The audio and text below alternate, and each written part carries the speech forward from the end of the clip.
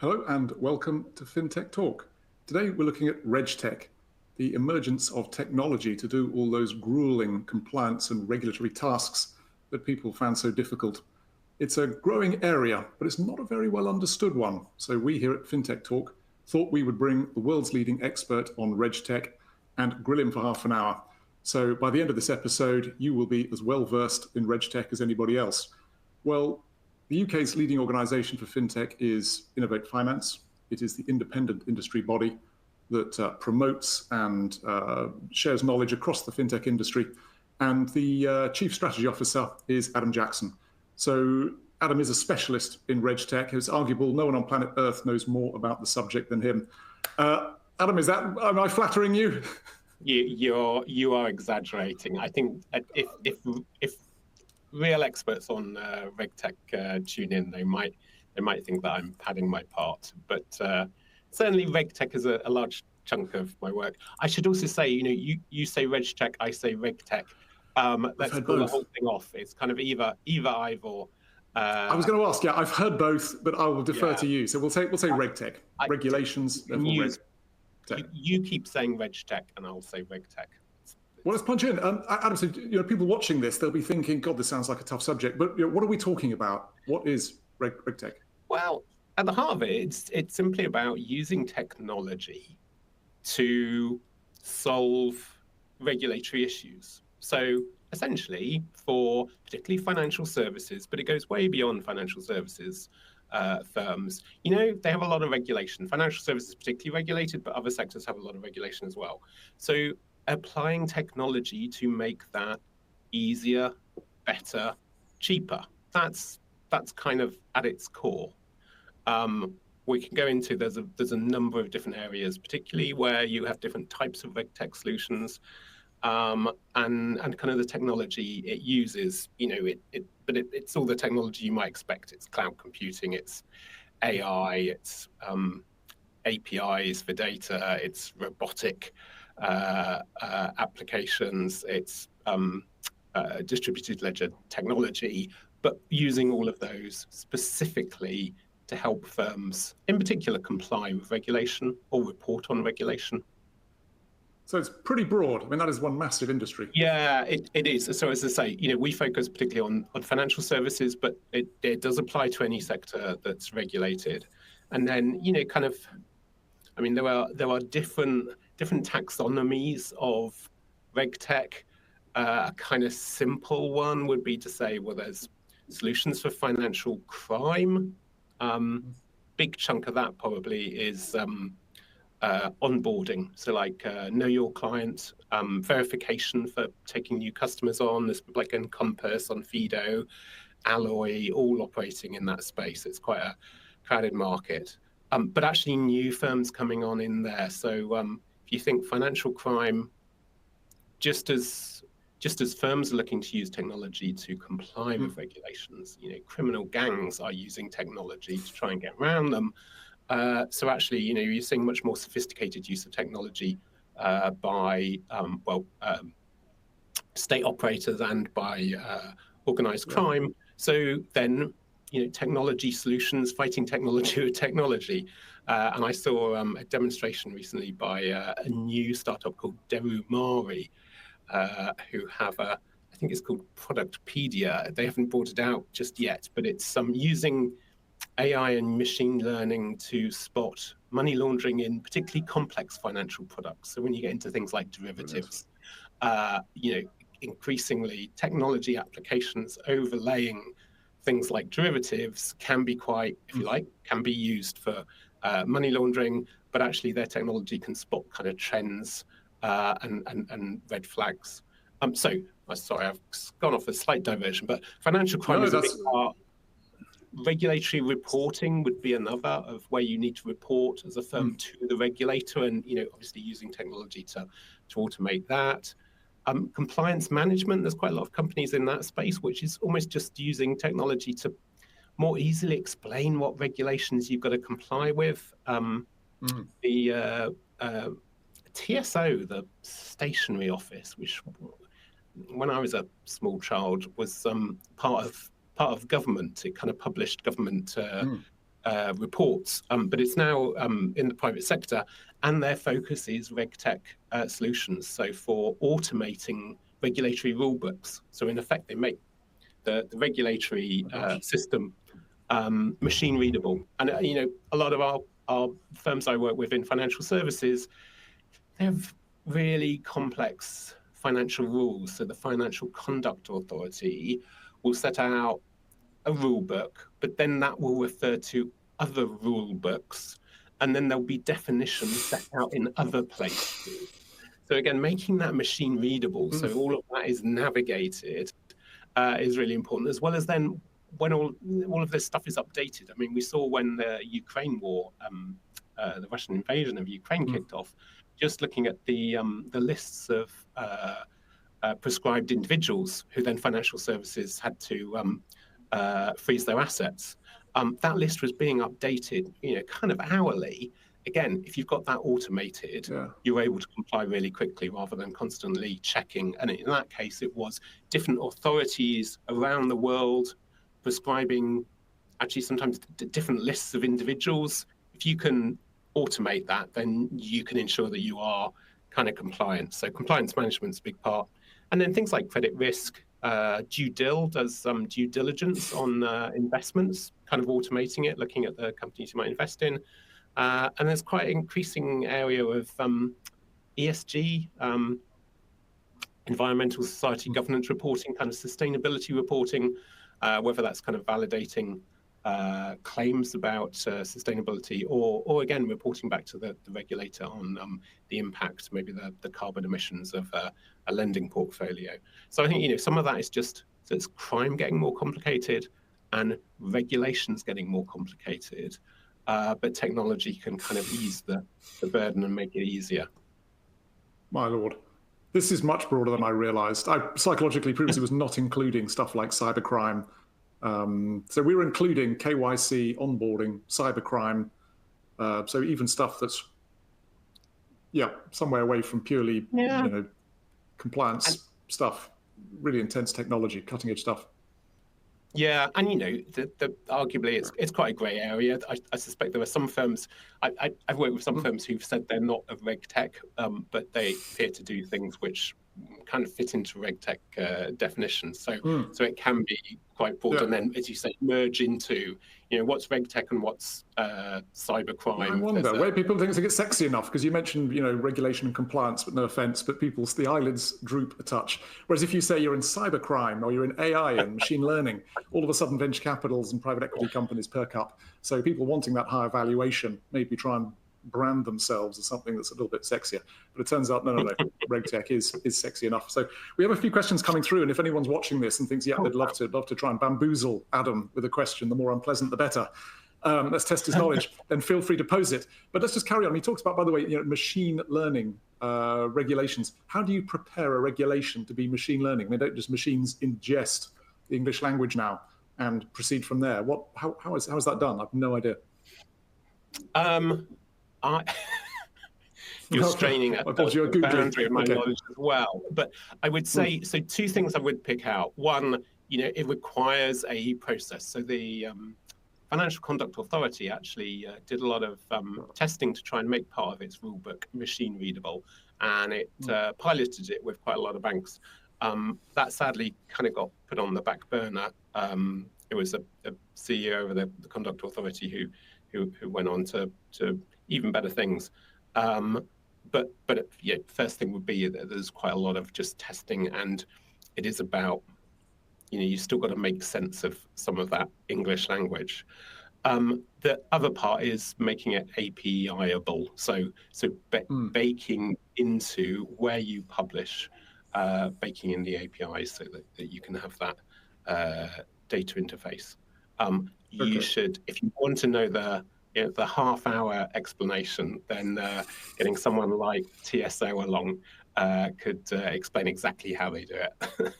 Okay, that's a good taster though, and amuse-bouche, just to give you a feel. The fact that it exists, I think, will be news to many people. Yeah, just on that, there's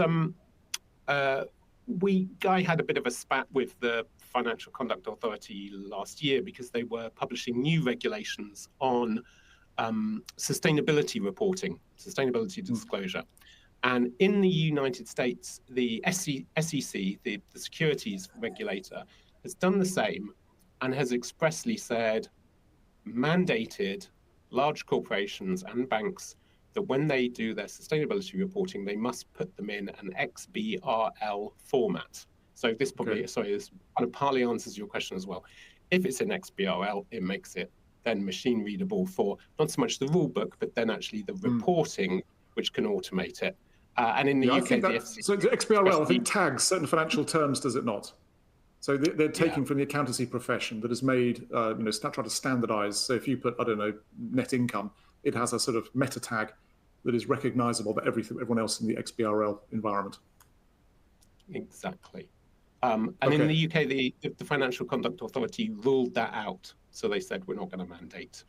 So they, in effect, kind of put that part of the RegTech industry in the UK on the back foot, that we're not going to have comparable data. So there's also, as along with the rule book, there's setting, then finding rules which can enable more automated solutions on the reporting side. Gosh. Okay, this is such. Okay, we've got a few questions from the audience. I'm just curious about what's driving all this. I mean, Paul Taylor, who founded Thought Machine, the core banking platform used by Lloyds and Atom Bank, and there's others, about 3 billion valuation, always talks about the automated bank. The idea that if anything, he came from Google, and there, if anything's done 3 times, you automate it. You do not want people doing anything manual. Is that the vision really here for banks and other financial organizations? The whole goal of RegTech is that, you pass over pretty much anything and everything that can be done over to AI, to machines, because compliance, whole regulation system is extremely laborious and tedious for human beings, but is fine for machines. Is that the kind of long-term vision? Yeah, I think it is. And it comes back to, usually the root cause, or the rationale, the investment case is this is going to make it cheaper, it's going to make it better quality. We're going to be able to demonstrate compliance, got uniform quality, and exactly that's going to be cheaper and more efficient. I think the things that then can get in the way of that is if you've got legacy systems. So much easier in a tech native new build challenger bank. Much harder if you're in an established bank where you've got kind of layers and layers of technology from whatever the 1950s onwards, and you're struggling with some of those legacy systems. But increasingly, that's got to be the way forward. It is the perennial L word, yes. Gosh, okay, we have a lovely question from Charlotte Woods, viewer, talking about, you'll be able to throw some insights on this. How does collaboration between regulators and technology providers contribute to the development of effective RegTech solutions? I mean, Innovate Finance must play a huge role here. I mean, you must be talking to the FCA, to the Bank of England and others. How does it work behind the scenes? Are you guys all talking to each other and creating this environment together, or is it just sort of imposed from the government side, top down? I think Charlotte's absolutely right that collaboration is key. Disappointingly, I think we see at the moment some better examples in other jurisdictions, but there has been some good practice. The FCA in the UK, the Financial Conduct Authority, has a RegTech team that particularly has been supporting RegTech startups, taking them through their sandbox. Increasingly, they work with them around providing synthetic data, which can then provide the basis for training and developing RegTech solutions. And they've done a lot of work around synthetic data, and that then enables them to collaborate with startups. So I think that's been good. But again, the Bank of England similarly in some areas. But I think if I look elsewhere, whereas we have had regulators who've been really forward-thinking in technology, others have sort of overtaken us now. So when trying to have further discussions with the UK regulators about what more they can do. We have an election in the UK in 9 days' time. Certainly if the polls are correct and we have a Labour government, one of their commitments is to have an office of regulatory innovation, which I think, and they've identified that would drive RegTech solutions. So that's been great seeing a kind of political party, but therefore, a future government really. Do you actually know what it's going to do? I mean, these manifestos appear and we kind of see a line and go, kind of guess what it's supposed to do. But if they come to you, as Keir Starmer's office rang up Innovate Finance, bearing in mind you represent the fintech industry, and said, hey lads, what do we need to do? We have had discussions with them around what the Office of Regulatory Innovation might do, and indeed their shadows financial services minister had a round table with some of our members, and that was exactly one of her questions.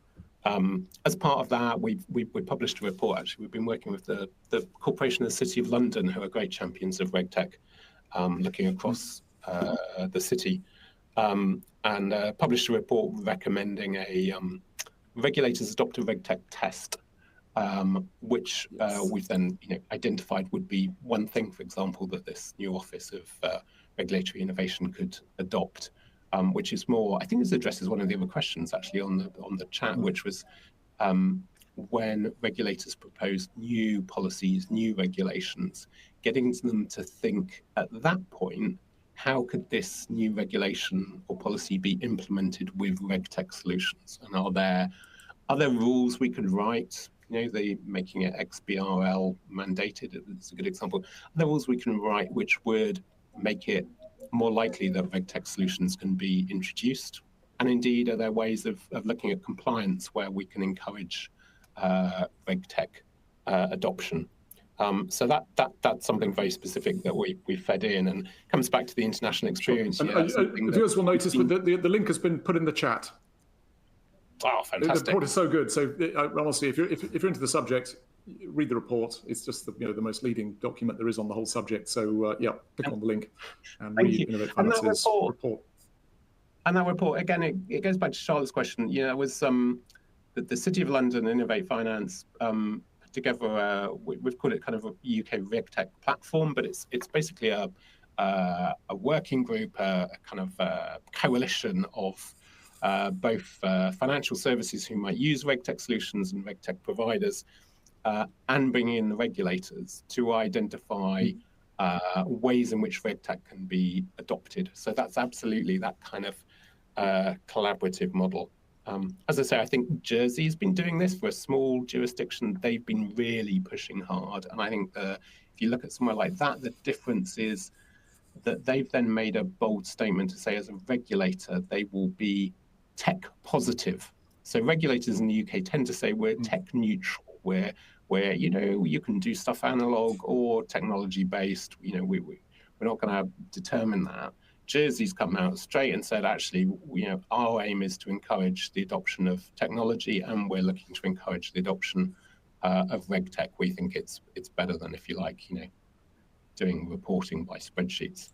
And I think that makes a really big difference. So again, that's something that we've identified that could make a game changer in the UK, something that the Regulatory Office for Regulatory Innovation could promote, of just having regulators saying, we are tech positive. We're not just neutral. We see our role as promoting and encouraging adoption of technology. I think that leads you into even more collaboration. I'd love to see it. I cannot believe the idea that it should be tech neutral is lazy. I was about to say insane. It's not. It's lazy. I'm talking to you from Estonia, viewers, where the government is entirely digitized. They did away with paper 10 years ago. Back in the UK, country where the NHS still uses fax machines. No, I think that's Jersey. Let's follow the Jersey model. And perhaps for viewers, we could just give them a bit of a feel for things they may be doing in-house that they should no longer be doing in-house. I mean, anyone who's opened a bank account with someone like Monzo or Revolut knows how good the onboarding is. 5 minutes start to finish, compared to some of the high street banks where, God help us all, we're still filling out paper forms and posting them off and waiting 6 weeks. Completely ridiculous. And I'm dealing with Lloyds Bank recently, trying to deal with the deceased uncle's paperwork. And again, it's paper-based. Fill out this form, fill out this PDF, utter garbage. What are the litmus tests, Adam? How do you know when you're doing a bad job? PDFs. I don't want to ever hear a PDF again. I mean, what is it? Should everything be digitized? Everything be, machine readable, and everything at least have a process in place to try and automate?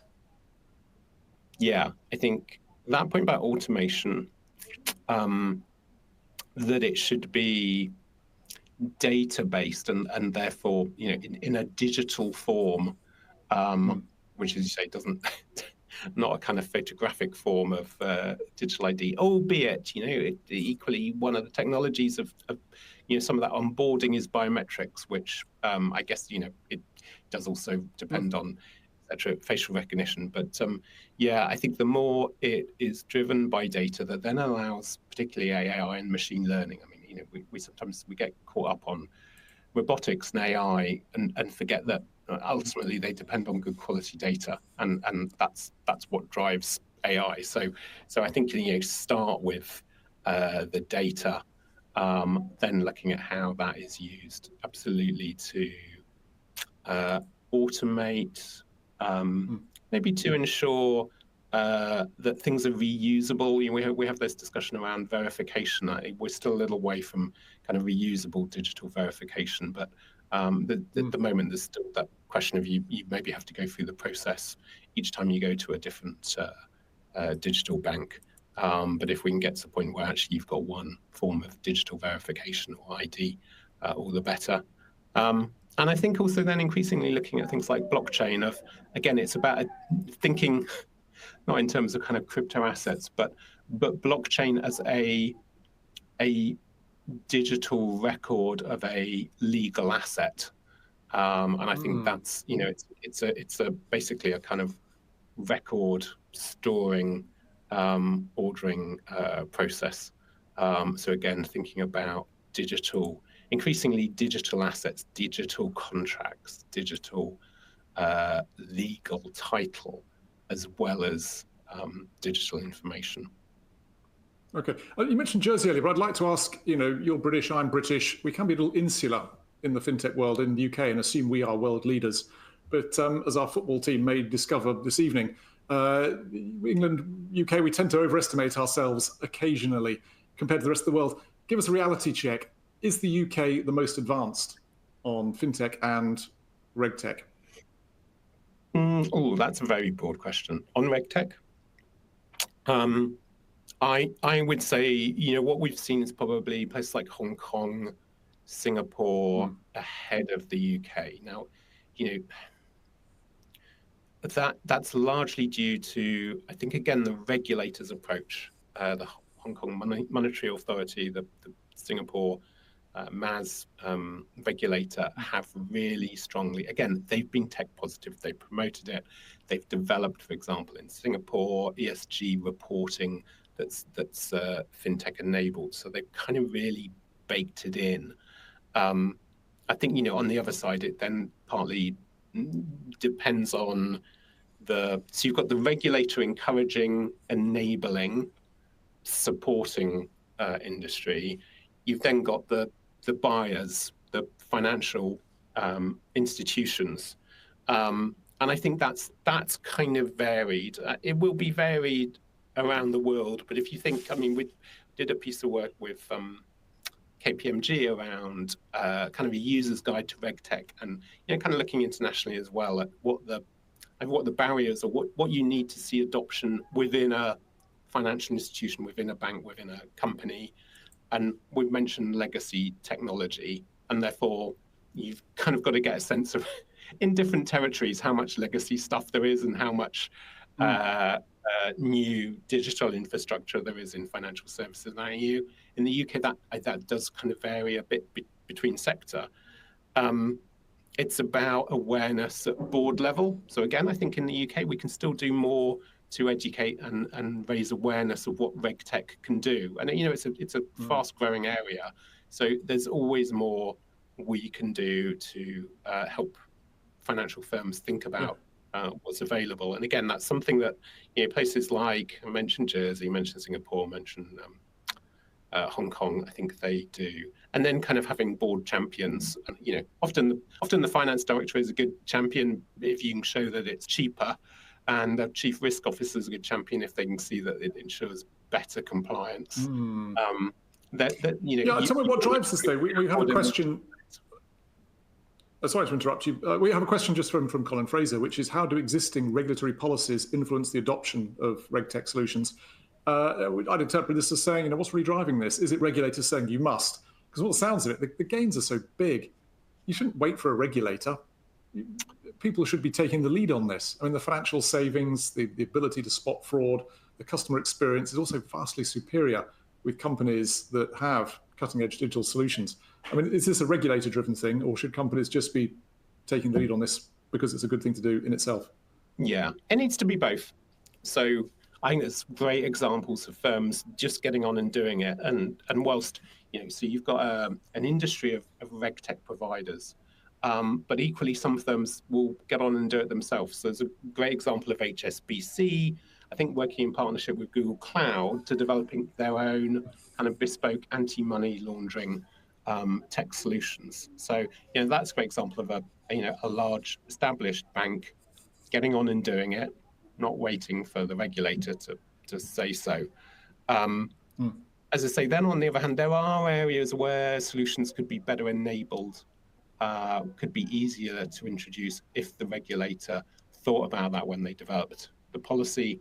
There may be some solutions where, particularly where you're dependent on data, where if, for example, that's required to be XBRL format, that can unlock solutions. And I think it comes back to, for example, if you look at Jersey, arguably that's where you've got more established firms who are maybe less tech enabled, but the regulator is therefore going out and really encouraging and promoting that. So it's a balance, and what's always going to shift the boat faster is if you've got everyone pulling in the same direction. So having the regulator encouraging and enabling, and having some of the, particularly the larger players, and then the disruptors demonstrating what's possible. You mentioned people like Monzo, Starling, they're onboarding.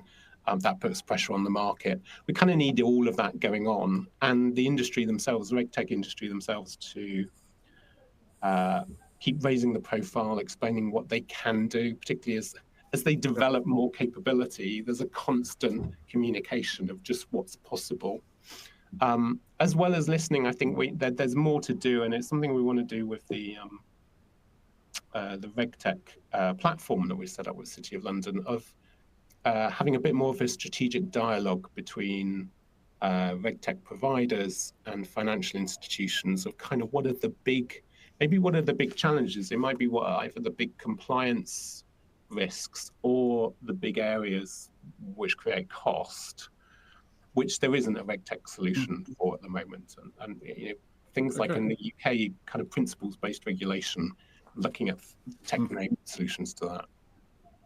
Cool. And really, it's a question from me, really. How do people find out more about this? I mean, what is the role Innovate Finance plays if a company wishes to improve its regulatory finance, its RegTech situation? What can they do? I mean, do they give you a ring? Do they log into your website? Do they go to an event? How do you promote RegTech amongst your members of the wider industry, and maybe internationally, because we have viewers from around the world, maybe people in the US, in Australia, in Hong Kong, in Singapore, are thinking, we'd love to tap into what's going on in the UK. Who do we ring? What advice do you have? So we promote UK RegTech. We have things like, we have our UK International FinTech Global Summit once a year, where we always have RegTech on the agenda and are showcasing RegTech solutions. And we do that through the year. So if you check out the Innovate Finance website, you'll see information on RegTech, and you can also look up, we have our membership list, which includes those RegTechs. I think two other things are internationally you mentioned, and we cooperate and collaborate with some of the international associations. I think you mentioned Australia, and the Australian RegTech Association is really strong. And we're kind of have a partnering agreement with them, so kind of cross-referring and supporting.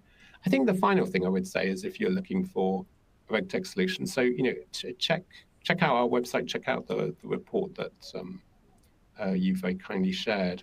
But I think the other thing that always comes out is ultimately, usually firms, often the buyers work with maybe a professional services firm. So often, kind of advisory firm, not necessarily, it might be a big four, or it might be a more bespoke advisors, but often they're the kind of in the market looking at what the RegTech solutions are and able to then, as a sort of independent advice of what's the best option for you as a bank, as a payments firm. That's often a kind of really good place to go, and they're active in the market, and they will have worked with clients on different solutions, so they're always a good source as well. That makes great sense.